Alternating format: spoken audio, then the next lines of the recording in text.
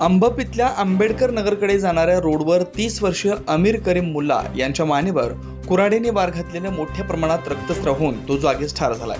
ही घटना आज दुपारी 12च्या दरम्यान घडली। या प्रकरणी कुमार वाघमोडे याला पोलिसांनी ताब्यात घेतलंय।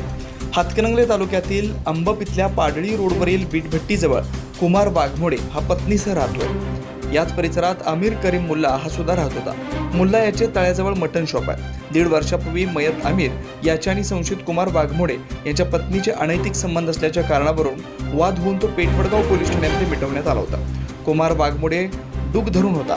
नेहमीप्रमाणे कुमार वाघमोडे आज आंबेडकर नगर परिसरात शेळ्या चरवण्यासाठी गेला होता। यावेळी अमीर मुल्ला आणि त्याची समोरासमोर भेट झाली। पुन्हा त्यांच्यात वाद सुरू झाला। रागाच्या भरात वाघमोडे यांनी अमीर मुल्ला याच्या मानेवर कुऱ्हाडीचा घाव घातला। यामध्ये मोठ्या प्रमाणात रक्तस्राव होऊन तो जागीच ठार झाला। या घटनेची माहिती मिळताच पेठवडगाव पोलिसांनी घटनास्थळी धाव घेतली।